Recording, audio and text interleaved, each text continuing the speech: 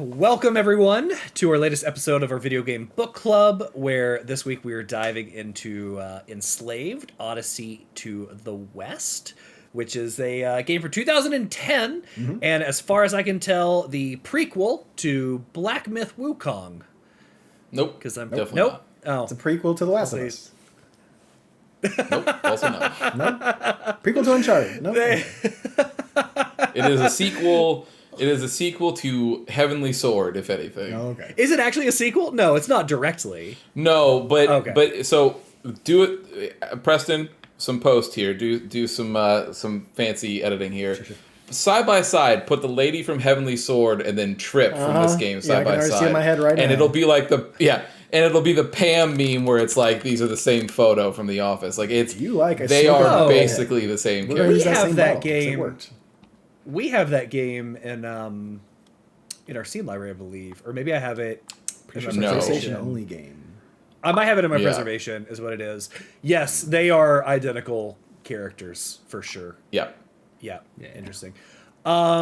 Yeah, so it's not actually the prequel to Black Myth Wukong, nothing. although the characters don't look that far off with the hairstyle and the tail. And One's a everything. straight up Anyway. monkey, and one's just called Monkey. And he doesn't have a tail in this game. Yeah. I mean, they're all does he based off not, the same though? story. Does he not it's have a sash. tail in I this saw it. I'm game, like, oh, though? this is pretty no, interesting. It's a sash. Okay, so I checked. They anyway, definitely this game, want it to be a tail, though. Yeah. they do. That's what I'm saying. It's there for a reason. So, this game is for 2010, published by Ninja Theory, which is pretty amazing. I was talking to Christian about this. Like, this is the team that brought you Hellblade and Hellblade 2. And this game is, like, super well received, by the way. Like, it's... Like, so these three things, like, are incredibly well-received games. And before this was then, Heavenly Sword. yeah, and then just smashed right between those four games is the worst Devil May Cry ever. I'm not quite sure how that happens, but yeah, that's this company. Sometimes So- you get different teams. They do certain things. That's what I choose to believe anyway, because it's mind blowing that. Yeah, I don't know. It's crazy. So, I did a little. I always like to do a little bit of research as we get into these. This game has a big pedigree behind it. Like, it was written by a guy named Alex Garland, who wrote the novel The Beach, which was then later turned into a movie adaptation with Leonardo DiCaprio. He was also a writer on 28 Days Later, 28 Years Later, the Sunshine movie, which is a Cillian Murphy horror movie, fantastic. Best ones. And he was also a writer on Dread. I didn't see which one. I didn't click to see which one, though. I'm assuming the newer one. Probably Dread. The movie Dread. Yeah, not Judge Dredd. It was Dredd, so it was like the more new. But still, like, there's quite a pedigree there. good And then Andy Serkis is the voice actor, which, what can't he do? dude, Christian was Hold talking on. about this earlier. It Is he the blows me voice away. for Monkey? He's Monkey. He's Yeah. just Monkey. He's Are you Monkey. sure? Yes. Did you look it up? Yeah, I looked it up. He is Positive. Monkey. Okay, He's because 100% it sounds like he's the voice fucking of the Monkey. guy who plays Bender from Futurama. What's his name? John It DiMaggio does- or something? That's what I thought it was. Yeah. John DiMaggio. It's not him. No. No, okay. Although All right. John DiMaggio is the voice of I don't know why this, but Marcus Phoenix. He's the voice Oh, of yeah. the dude from Gears yeah, of War. But this guy Yeah. sounds like him. Like, this is Bender? Nope, this is No, Andy it's, Serkis. it's Okay. Andy Serkis, dude. And I saw it on Wikipedia and then clarified and confirmed on IMDb. Like, it's just... I think it's And what's funny 'cause, wild like, is this came just shortly after Heavenly Sword, but Andy Serkis is also the main villain in Heavenly Sword, which is also a Ninja Theory game. He's the main villain in that, and then he comes to be Monkey in this, and he's been in a handful of look, man. Like I was telling Alex, he is probably the most, if not one of the most underrated actors probably of all time. Yeah, and like everybody knows him from Lord of the Rings, right? And you're like, oh, he does. Yeah. He was the mocap king, because then he went on and did, of course, like Planet of the Apes and all this stuff. He was Caesar and whatnot. But like, there have been multiple video game book club games we have played where Andy Serkis is just like took a paycheck and showed up in this game and delivered an incredible performance, which is absolutely Good bonkers. So this game, so far as where we have played, we have been introduced to two characters. So we start off in Act 1. We played the first 4 acts. I will be honest with you guys, as we're talking here, I forgot to pull up the levels, so I don't know where to tell you to stop next week. I figured we just do another 4. You know what? I assume You we're tell me later. I'll insert it here. I assume we're gonna do the next 4. So Act 1 kicks off where we are on some sort of ship, and we're introduced to the first character, who we learn is Monkey. So it's this big man who looks like, we'll go ahead and say Sun Wukong. He is not a monkey, although he is very large and kind of like Apish man. I don't want to say, yeah, apish. I don't want to say monkey shaped. That's Yeah, weird. Apish. No, sounds racist. But his hair, it does sound racist. I didn't mean it that way. His hair literally like is every depiction of Sun Wukong you've ever seen. Sure. Yes. It looks just like the Slicked, hair but up. Yeah. that he has in Black Myth Wukong. And yes, I know he's wearing a sash as a belt, but it is a tail. It's right like, there. If you watch Yep. it in cutscenes, it's curled like a tail. It's know. clearly what they want. It honestly, you know what it feels like? He kind of feels like a mashup of the real Sun Wukong, like that depiction, and then Goku. Yeah. Like, that Yeah. he feels Also like both of those character monkey. styles slammed together. Yeah. Yeah. So this game kicks off. We're on some sort of ship, and Monkey is in a transport pod. And right as Monkey is like trying to figure out what is going on, which by the way, Monkey's caked up. Like he's a jacked boy, right? Both of these characters we get introduced to are very we see I a think girl who gets you out are, of. I think you're using that term incorrectly. No. caked up. No, Beef. Yeah. Where's the beef? No, no, Caked up no. beef. No, that's not what that he's means. no, I mean like that Heine. He's caked up. No, Yeah. that's, Oh, okay. that's So easy. you he are does- saying he's jacked Oh, and also yeah. has a fat ass. That's what you're Yeah, saying. he does not Got skip it. squat Okay, day. fair enough. Yeah. I'm enough. using All that right. correctly and mean what I said. Well, you were like he's caked up, he's ripped, and I'm like, those are two different things. He did not step. No, he is jacked. He's big, but Yeah. he's also caked up. Got And it. he's gonna, and that's gonna, that I guess will come into play for some of the mechanics moving forward. So he's looking out of his transport pod, and a girl pops out of the transport pod across from him, who is also caked up. I don't know what world we live in, but there is no shortage of whey protein and squat. Living in the racks. world of Is all I'm gonna fine. say. Yeah, Trip, great. No, so, it's 2010s gaming. Period. That's it. That's what it is. So she gets out and she runs out and like she runs over to a computer and types a bunch of stuff in. We don't really know what she types in, but it causes a disruption on this ship that we're on. And like stuff starts to shake and there's some explosions going on somewhere on the ship, and our pod falls to the ground, opening the door where Monkey gets out. And I actually have where Monkey, I call Monkey a caked up beef boy. And I know it's so, yeah. So, with Sun Wukong type hair and a sash that looks like a tail. So, he runs up the ship, and really this whole first part is just our tutorial. We're running around, we're learning how to jump, we're learning how to puzzle, we're learning how to attack, and this whole tutorial, as we're trying to catch up with this unnamed girl up in the ship, is the highlight reel of every game that came around this time, right? Like the running and vaulting is like any game that you played around this time. The action sequences where you're fighting feels like any like Prince of Persia. The climbing and clambering up walls and the puzzles feel like Assassin's Creed and Prince of Persia. Like it is, you Uncharted. Love have Uncharted. played Yeah. this game. Yeah, you've played this game, right? Hard stop. Like you Yeah. know this game. And I don't mean that in a bad way, but it is very much a product of the 2010. Like that's what it feels. So as we go around, we eventually get to a part where we have to fight an enemy and we need a weapon. So we get down in the bottom of the ship where there's like a crate and what looks to be like a motorcycle, or a motorcycle from this time, whatever this time may be or wherever we are. And he reaches in and he grabs this expanding staff with some gold tips. It is literally like jigabong. Like that is it. It is the Sun monkey's Wukong's weapon. weapon. It is the monkey's weapon. So there you go. It looks just like, honestly, like it looks like the weapon from Black Myth. And I don't mean like because they're all the same weapon, but I'm talking about like the gold filigree inlays on the end of those weapons in today's game and this game from 2010 are identical. It's just a prequel is what it feels like. That's all I'm saying. It's the same game. It just doesn't, but So we catch up to the girl as she goes through a door, and she locks us out before we get there. And again, like this time we're outside of the ship, and we're like, don't do this. Like, let me in. She's just like, no, I'm out. She runs in the ship, and then we're left to make our way along the outside of the ship, doing the puzzling, doing the vaulting, all the Uncharted, Prince of Persia, insert your favorite little action game here. Through. And as we're climbing on the outside of the ship, like we see off in the background, there's skyscrapers. So now we know we're around a city.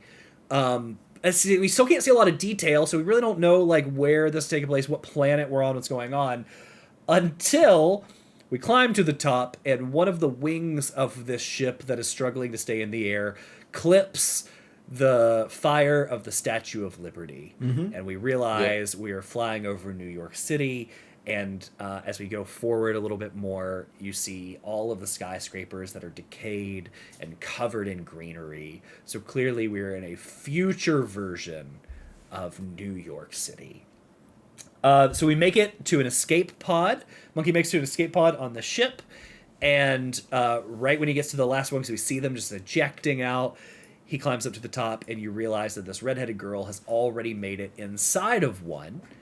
And she looks at Monkey, and she looks at the eject button, and he starts pleading with her, like, don't hit the eject button. And she's like, to each their own, like, every man for themselves, pops that button, and we both get just ejected off of the ship as it crashes to the ground. My next line literally says, like, as this crashes down, Monkey does his best Lara Croft and slams into the ground at a very high speed. Should have killed him.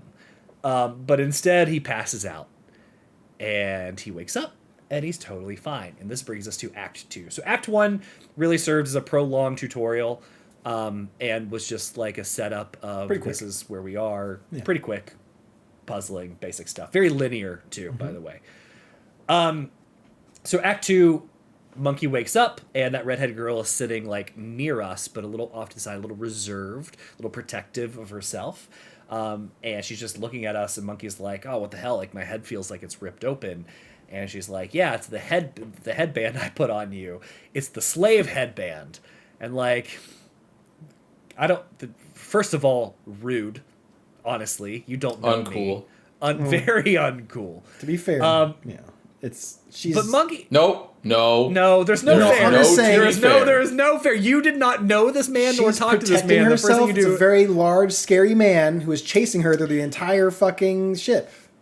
Here's where you're incorrect. She could have walked away while he was knocked out. She did not have to put a slave headband on him and then tell him later. Alex will get there. Yeah. But there's a line that she says where she straight up is like, well, I could have asked you to help me, but you could have said no. And also, there's no way that I'll survive on my own, so I have to make someone help me. Yeah, Nope, both things can be true. Like, yes, never meet a man, right? I get it. Like, he is looking big and scary, you're on a ship alone, and he is chasing you. Understand.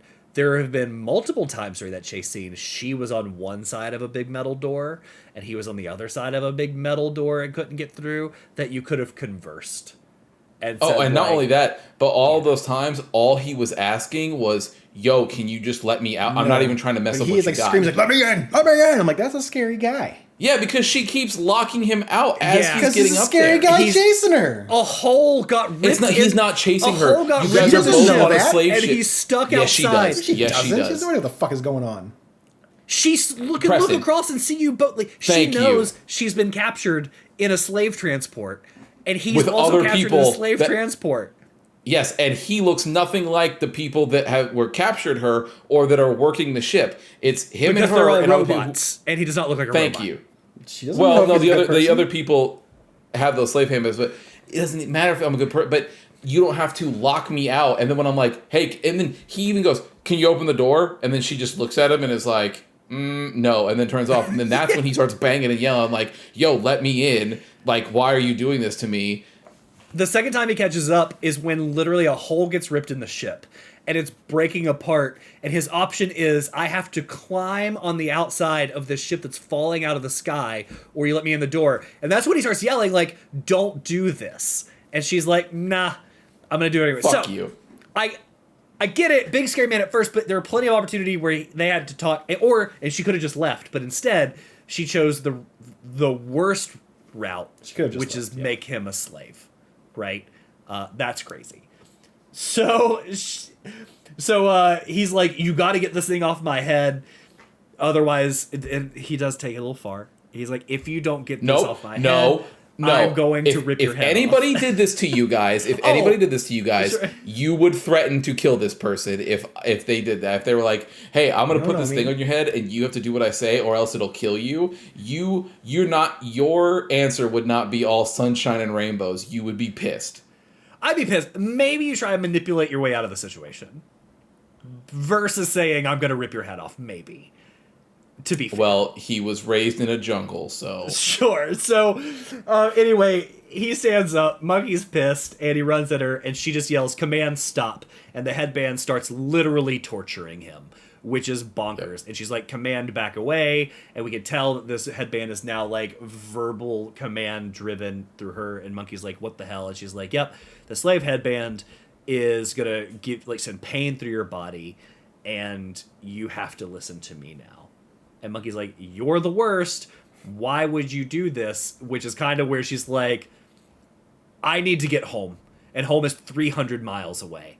And I can't get there. So you're going to help me. And he's like, why don't I just kill you? And she's like, nah, it doesn't work like that. If I die, then there's like a dead man switch. And this headband is literally going to shock you to death. Which is also pretty effed up. Just saying, like...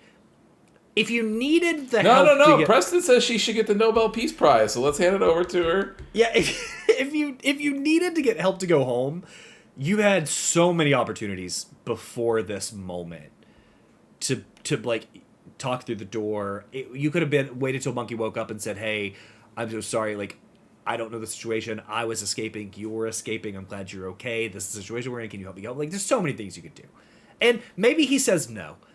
And that sucks. But the answer is never throw a slave headband on him that can kill him. Yeah. Like, never the option. But that's what she does. And she just says, I want to go home. And thus we have our story. Two fit, super cake, sexy people trying to get home. Mm-hmm. And she says, if you could get me home, then you can go home. Which, by the way, she didn't even ask where his home was. She just said hers was 300 miles away. It could be the opposite way from Monkey, so that's also pretty messed up. That's not fair, but anyway. I actually loved it in this. He was like, she goes, okay, so what's the plan? And then he's like, well, I'm going to get you home, and then I'm going to snap your neck. Yeah, he does say that. He's like, I'm going to kill you. I'm going to get you home, then I'm going to kill you. So, the gameplay in this game, like I said, is pretty straightforward. It consists of, like, running around pretty linear levels, right? The level consists so far of run around, collect red orbs. We don't know what they're for yet, but we learn the red orbs that we collect are the currency we will use to do our upgrades for our weapon or our shield or agility, whatever, or health and so on. So you run around, you will encounter puzzles that can be either completed solitarily or with Trip. And you will either carry her physically on your back, which makes sense on why his legs are huge, or you will use her to help you navigate around. You'll either controller, tell her to go forward or wait, or like pull down a ladder or whatever. I thought this led to some pretty interesting things at first, because like you run up to a gap and you're like, help me get across. You literally just like grab her by like the belt and just throw her across, or like to raise her up, you do same thing, grab her by the belt and the feet and just throw her up top. I thought that was interesting. You realize it's the only like animations they had, so it kind of loses its luster after a while, but it was funny at first.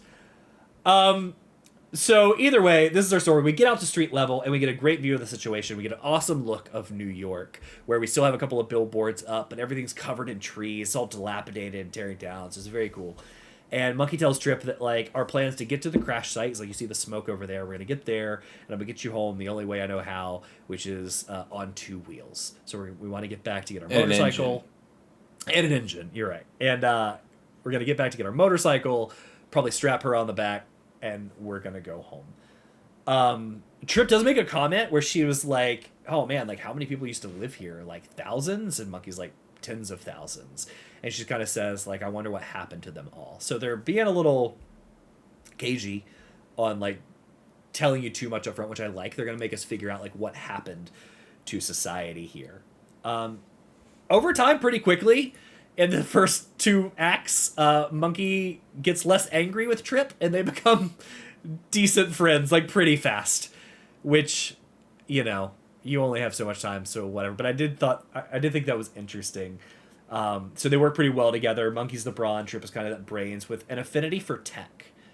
So in this post-future, like post-apocalyptic future, there are robots everywhere that she can interact with. She can interact with mechanical doors. She can create distractions from her little wristband that shoots projections to the sky to help you move around with puzzles.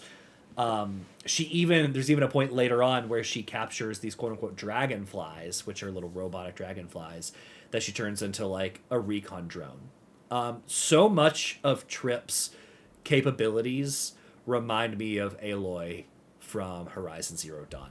Like, I got those, like, strong vibes. I mean, even from this, even the post-apocalyptic little tale She that gets they're the little going ear for. thing right there for controlling stuff too. So. Yeah, there's definitely some early. There's some Horizon stuff there. Yeah. Now, I mean, this obviously predates Horizon by quite a bit, but Yeah. So the way this is going to move forward, we're going to hit the hot spots, but again, all the levels so far are laid out the same. Maybe there's a boss fight at the end, maybe there's not, but it's just like open world, collect the red dots, do the puzzle, fight some things, you make it to the end. So we're not going to spend too much time there, so we'll jump here. But in the second act, we eventually make it to the end of the level, where we come into a room and there's an aquarium with, like, living fish in this aquarium. And Trip kind of points out, she's like, hey, the sun grows algae in the water. It creates oxygen for the fish to breathe. They eat the algae. Their waste then, like, leads back to the algae being grown. She's like, it's a closed loop system, and it's kept these fish alive for like 200 years. Which, again, now we're starting to get our timeline of what happened. And then she starts to comment. She's like, it's very similar to, like, what the community my dad created back home. She's like, we grow our own food. Farm. Yeah, we condense our own water. We create our own energy. And Monkey's like, yeah, all that sounds good, but I've seen it before. Right? Like, all these communities, it all sounds perfect, and then you get so big to where the slavers pick up on you, and then they all disappear. And you get got. Yeah, she's like, it was one ship. He's like, yeah, it was one now, but it'll be more, right? He's like, and it all breaks down from there. So at the end of this first act is our first boss fight. A robot comes crashing through the walls. It has 2 big balls for hands that are on chains. It kind of, like, throws these balls at you. I don't mean that dirty. It's just, there's no other way to say it. This robot's also caked up. Yeah. So he just, like, it's like a big demolition ball, and he just throws them out, and your whole mechanic, which was pretty easy to figure out, is you can taunt him. So you run him over to the center where there's a big statue, kind of like an Atlas statue of holding a big globe. Yeah. You get him to run into it a couple times. Eventually the ball falls over and it crushes him moving forward. Again, you've played games like this before, so some of these puzzles are pretty easy to figure out because you've seen it done, right? Yeah. Now, I don't know, like, maybe this was one of the first places it happened, because I did not actually... Right. I didn't take some of its contemporaries. I didn't look them up, so I don't know where it fell in line with some of those games we've already mentioned. But I bet this wasn't the first one to do it. No, it's your standard action platformer. It's not doing anything particularly creative. The whole thing, especially back then with these games. And again, to your point, Alex, you brought this up with Ninja Theory, but besides the massive stinker they had with that Devil May Cry game, they were kind of, like, really batting like 1,000 here. Like on the PS3 specifically, they had Heavenly Sword came out, and that was, like, a massive launch title for that game. People loved that game. They played the shit out. I played the shit out of it, and it was this fun action sort of game that had all of these crazy, that used all the features of the PS3 and was this wild thing. And then they came out with this, and it had huge star power with, you know, they brought Andy Serkis back and did this whole thing. But it also was very cool. So no, I just think that this was just them, like, you know, just telling their story and doing that thing. But from a gameplay perspective, it's no different than any other action platform that's ever Paint came out by before numbers with a unique story, right? Yeah. not a unique story, but a unique take on a story that's been told forever. True. At least it's like the 16th century. So, that ends Act 2, that boss fight, and then we jump right into Yep. Act 3. We're still on our way to the shipwreck, and Monkey sees the metal tower in the distance, which is the name of this act. And we actually see is it's a crane. This big metal tower is a crane, and he says we can use that to get across this huge ravine because it still has like metal on this crane, like up in the air. So again, typical platforming, typical fighting, some puzzles, all pretty standard here. Along the way, we encounter our first glitch, and this glitch, honestly, the best way I can describe this, if anybody's played Final Fantasy XIV, you'll know it. If you haven't, you should probably go play it. It's a floating Ascian mask, just like in the middle of the world is exactly what it looks like. If you're a comic book person, and it goes to the Echo, like in 14. Yeah, it does. If you're a comic book person, it looks like the mask from the Court of Owls in Batman, like what they wear. But like he goes through, Monkey goes and touches it, and he sees a flash of just like people working in this office building, typing on their computers, like, and he's just like, oh, what the hell? Like yep. As like an Easter egg here, I think every single photo in this is a member of Ninja Theory. That would I could see that. Yeah, it looks like all live action photos. Yeah, they probably just took. And you see, Yes, and I you think see it's that in other all places. photos of. In the beginning, there's like have you seen me, like missing posters, kind of like happens in movies where people just I think get all obliterated. of those are team members. Yeah, it's all like real pictures of team members. So Monkey touches it, he sees the vision, he swipes it away, and Trip's like, "Are you okay?" And he's like, "You didn't see that." And she's like, "No, I didn't see anything. It's probably your headband because it's like wired to your brain." I love when she says this too, because he slowly looks at her like, "You did this," like, and he just glares at her like, "Don't talk about this headband." Actually, like it's very funny to me. Yeah, she's like, "Oh, it's wired to your brain, so you're probably getting hallucinations." And he's like, "Oh, don't love that. It's great." Yeah, fuck you. That, yeah. Yeah. So eventually we get closer to the tower, and like that ends our act. There wasn't much here in this one, just progressing forward. Chapter 4, Act 4 is called "Wherefore Art Thou?" I don't know why. Chapter 4. Wherefore I guess. art thou? Yeah, but it wasn't spelled like four. I know. So I know. it's. I don't think that's it. I'm reaching. So we're almost at the tower, but we need to find a better way to help Trip get across this ravine.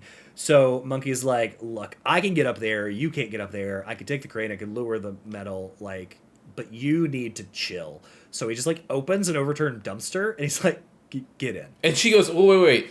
She tells me. She goes, "Well, how do I know you're going to come back?" And he goes, "If you die, I die. So please." Just do what because there's a part earlier that you skipped over, but I think it's in it's right after the boss fight in chapter 2, it's beginning in chapter 3, but he like scolds her because he tells her to do something and she's like, "No, fuck you," and she does something else, and it almost gets them both killed, and he like yells at her and he's like, "Look, if we're going to do this, you need to do what I say, because it's pointless if you just die for no reason and then I die. Like, I'm not going to be doing this." Because he's like, I think he said, he's like, because I could just kill you right now, and then it would save us both the trouble of dealing with this. It wasn't the boss fight. It was in the beginning of chapter 2 where you see these mechs in the center of the field, and it's where we learn how to command her, to tell her to stay or come. And he's like move, and she doesn't. And when you finish that boss fight, because you both almost get shot, he's like, "When I say move, you move." Literally, like his words, like, "When I say move, you move." And to your point, because like, if you don't, we both die. And yeah, that's what he says here. He's like, "Get in." And she's like, "You're gonna leave me?" She's like, "How do you know I'm coming back?" He's like, "Because you die, I die. I'm coming back." Right? Like, get in. So we make our way up to the top. Along the way, we see more glitches. I think there's 2 or 3 here you can hit. Same thing. People. 2 of them. There's 3 of them, and 2 of them are exclusively Andy Serkis' face staring in the camera. One of them, like he's by a pool, and he's in like a robe, and then he's like in an apartment. One he's in a theater, and he's like. The theater one comes in the next gen, but yes, it is very much as Andy Serkis. You're like, oh, okay. I actually think I have that in my notes. So I say more hallucinations. This time we see Andy Serkis by a pool and in an apartment, or the 2 in this one. Yeah. So we make it to the top. As Monkey makes it to the top of the crane, starts to climb on it. It cracks and it begins to fall. It's just scramble up. He gets to the top and he's like, okay, I can use this metal as a bridge. So he kicks the lever and it all falls down. It falls on the ravine. And he looks over and he's like, cool, let's go. And he's like, well, where the hell is Trip? And Trip is not in the dumpster like she should be. So she starts whispering. And he's like, what's going on? And she's like, there's something around here. And she's like, it's coming after me. And I can't talk loud. And Monkey's like, okay, stay where you are. He's like, what is it? He's like, never mind. I see it. It's a dog. It's a gigantic robotic dog. And he's like, all right, stay calm. I'm going to come down there. I'm going to help you out. Like, we're going to get this taken care of. He starts yelling at the dog to get its attention. It looks up, it sees him on the crane, and it's like, well, I'm going to get you now. So it starts scrambling across the meadow. We just dropped the pipes and things across the ravine. It loses its footing, and it falls into the ravine. So Monkey jumps down. He's like, great, let's go while that thing is off, and let's get out of here. Well, you get Trip. The dog climbs back up, and we're in a Crash Bandicoot type run toward the camera scene. Yeah. As the dog is chasing us, and you're just trying to dodge it out of the way. It was fun, cute, whatever. Yeah. Like, it was a good little bonding experience between these two characters. So we eventually get to the point where we run in a building to get away from the dog, and that's how this scene ends. And we realize we're in a theater, and the dog gets in. So eventually, like, this next part is we're making it through the theater. We're helping Trip get up one way. Monkey will find another way up, and then we're running from the dog.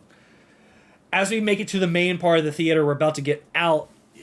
Trip looks around. She's like, hey, there's a power cell over there. And Monkey's like, oh, okay, great. Like, let's GTFO. She's like, no, we need that power cell. Super valuable. Like, we can't just leave it behind. Monkey's like, reluctantly, like, fine. Just hurry. Like, get up there. I'll help you up there. Just hurry. So you help her up.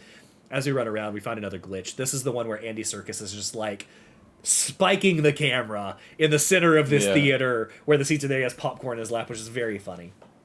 The dog gets in while she's looking for this, and they're like, oh, we have an idea. What do we do? And Monkey's like, hey, there's a chandelier over there. Essentially, like, I can drop the chandelier on it. We can take it out, kind of like we did with the ball and the boss earlier. And this puzzle just has us moving different levels and scaffolding in the theater to do exactly that. So we do. We drop it on the dog. It falls. And then, Monkey's like, great, you got the power cell. Let's get out. And before they do, Monkey's like, let's scan it. Because the things you scan can kind of give us some new tech. Maybe we can use something from this dog. She's like, it's not dead. It's like, it's fine. I'm going to hang you over. You'll be safe. He hangs her over the ledge. She scans it. He pulls her back up. They have a little, like, eye-to-eye moment of, like... They do a little eye fucking. They do. They have a moment where he's like, you kept me safe. You lived up to your word and so on. But we got the scan. We got the energy cell. Let's leave. And that brings us to the end of the act. We don't quite know what that scan is going to do for us. I'm sure we're going to find out immediately into Chapter 5. But we do know we didn't kill the dog. We just got away from it. And that is where we are, still making our way to the motorcycle as these characters are bonding. It's like we said, we've talked about, it is kind of the pay-by-numbers thing. But, like, in general, how are you all feeling? Christian, you've beat this game. I have never played this game. Preston, I have played it once before. Okay. I played it back when the PS3 launched. I liked it a lot. And I've owned it. I have my physical version back there. I have the Steam version forever. So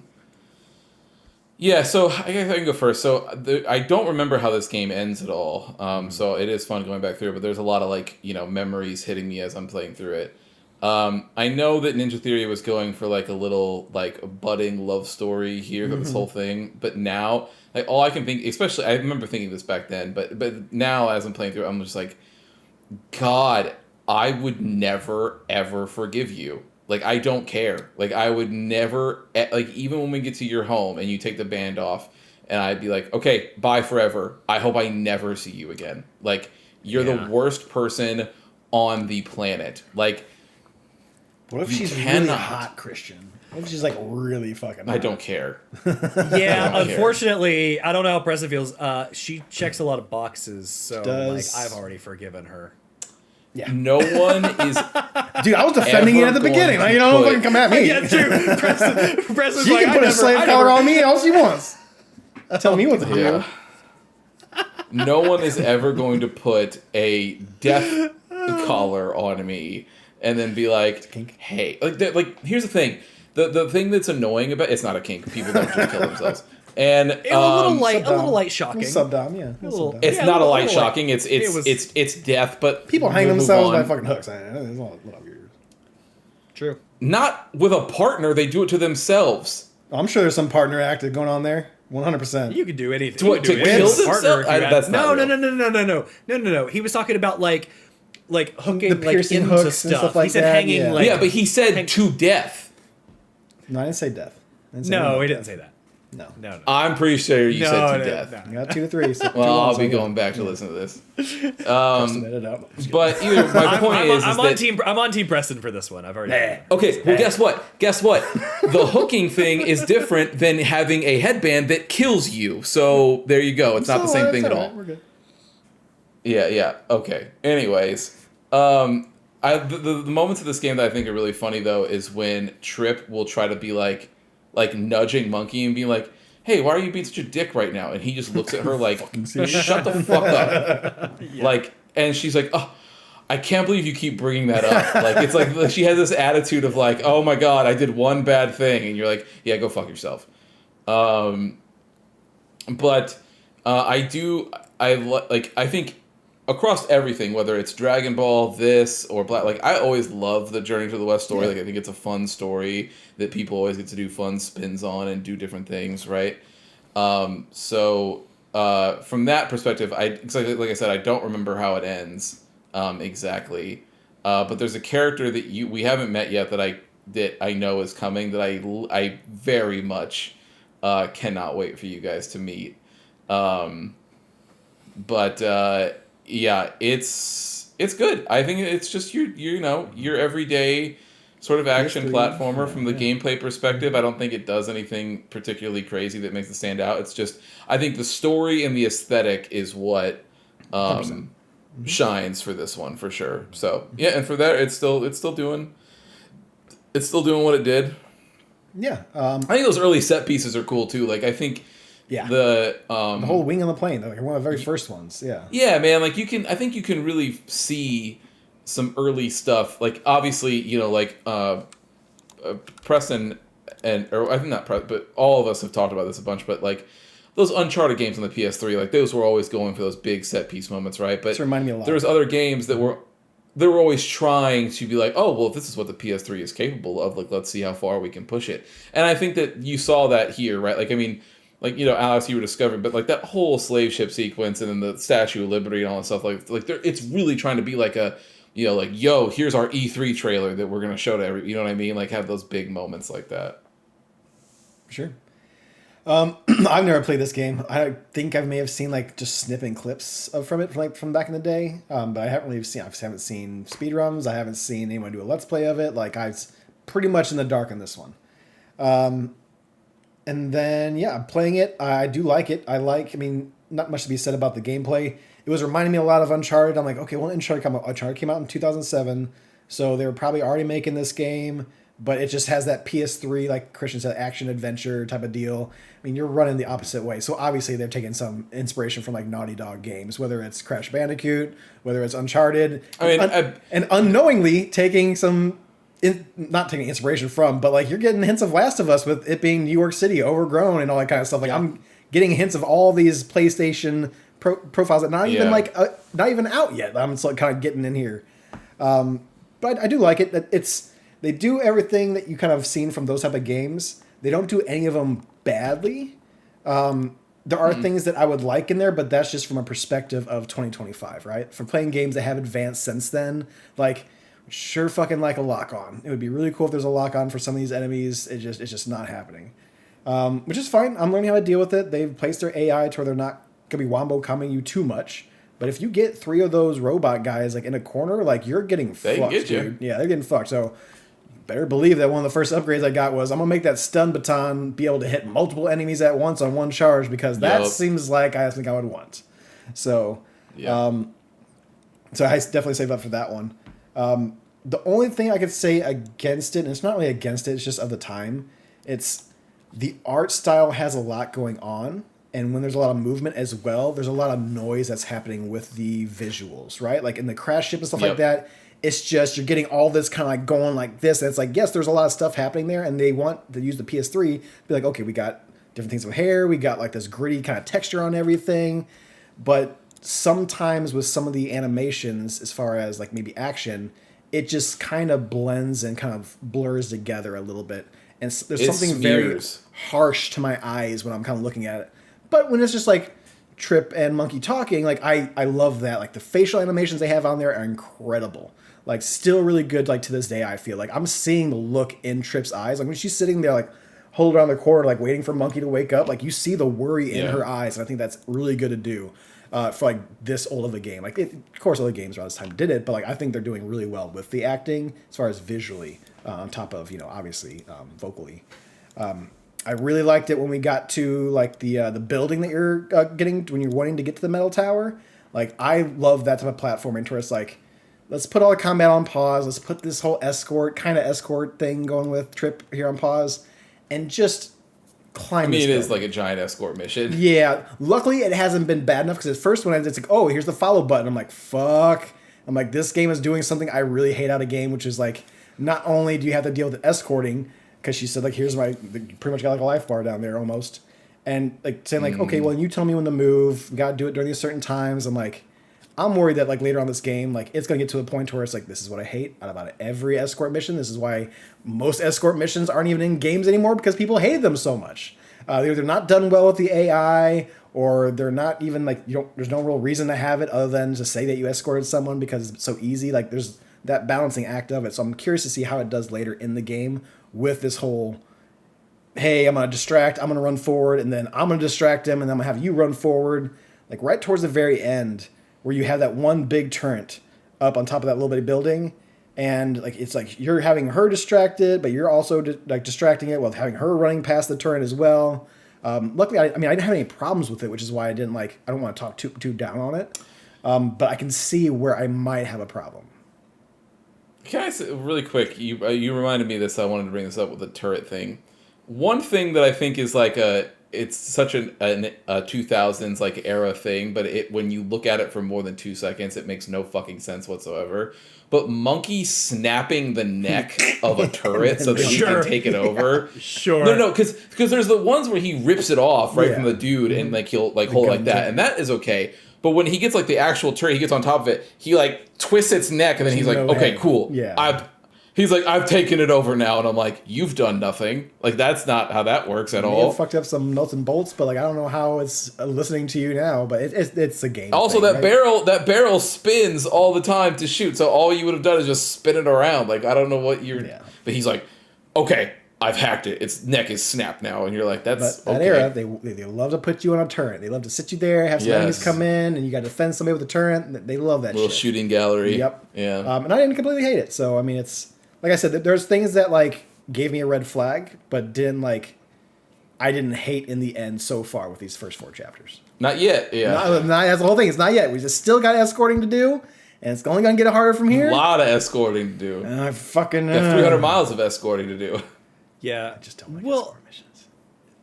So this one was in 2013. The version we were playing came out on PC in 2013. I'm playing PS3. Right, the game was 2010.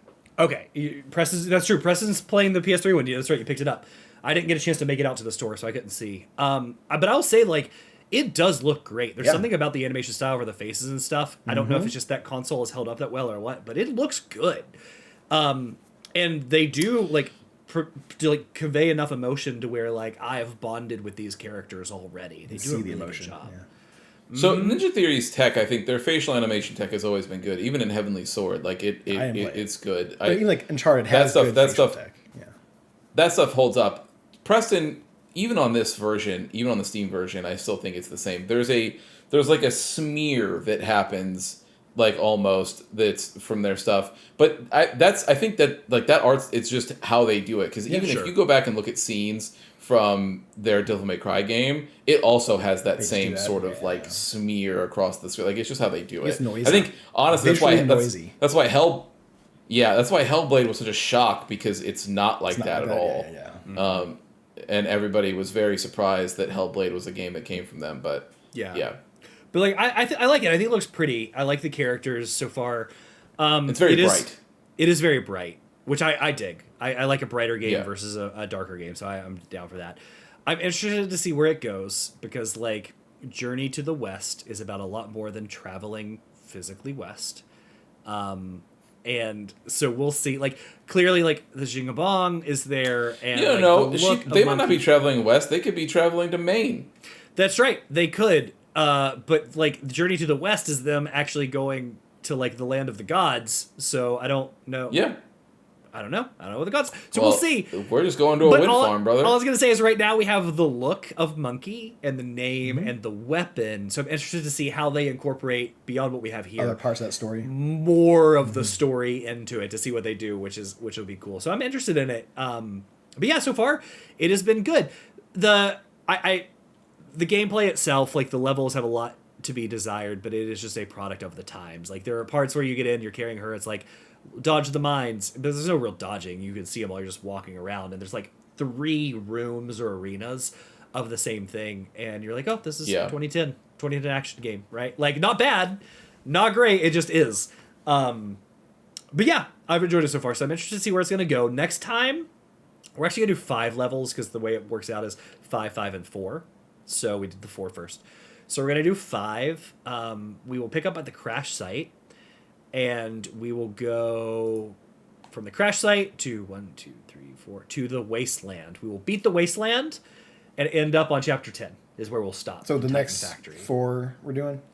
5. Next 5. 5 Actual will be chapters, at 10. Okay. Yeah, because then it'd be 10, 11, 12, 13, 14, so the final 5. Yep, so we'll do the next 5. When I look, they don't look any longer than what we've done. Some of them might even be just a hair shorter. So we're stopping at chapter 10. We're not playing through chapter 10. Correct. Got it. Stopping at chapter 10. Yep. So you're playing through chapter 9. Got and it. that's where we're going to pick up. And yeah, I know there's another character coming.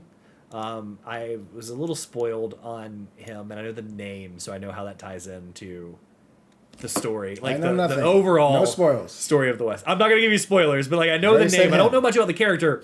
I've just seen him, and I know the name. Which is going to I already happen said as we're him, playing and it these disappoints games. me. That's not another chick from the land of hot. You know what I'm saying? Hey, this dude could be a stud. You have no idea. That's true. Everybody else looks good, right? They're like they're CW out. quality Abercrombie models is what everybody else is so far. So we'll Very see what the CW. next one is. Cool. So that's what we have, everybody. Thank you for hanging out with us. We have 2 more parts of this one, and then Preston, you're going to be up, so I can't wait to see. Yeah, I already know. I've been wanting to do this all year. We've been doing user suggestions throughout the year. I've had this in the bag. I am so excited. We'll talk about it when we get there. All right. Well, don't forget, Preston has his Star Wars Sundays this weekend where you're still doing Jedi Fallen Order. Yeah. So check that out, and then we'll be back at you with 2 new episodes next week. And based on when this one drops, does this drop on Thanksgiving, Preston? This will drop the day after. It's Black Friday. Yeah. Well, I hope you all had a great Thanksgiving, everybody. Yeah. So join us next I'm sure week. you're thankful And, for us. I'm thankful for you, and I would be even more thankful if you'd hit that subscribe button, please. Because if we can get 75 by the end of the year, I would feel really good. Because we got 74. And with that, Preston, you know what to do. Hit it! Thank you for listening to another episode of The Testing Room. To catch up on past episodes or to check out the newest ones when they drop, follow us on Apple Podcasts, Spotify, or wherever you get your favorite podcast. If watching is more your thing, check us out on YouTube, youtube.com/@thetestingroom, or watch us live on twitch.tv/testingroomlive. To leave comments or ask questions, you can follow us on Instagram @testingroompod, leave a comment on YouTube, or send them in to testingroompod@gmail.com. See you next time.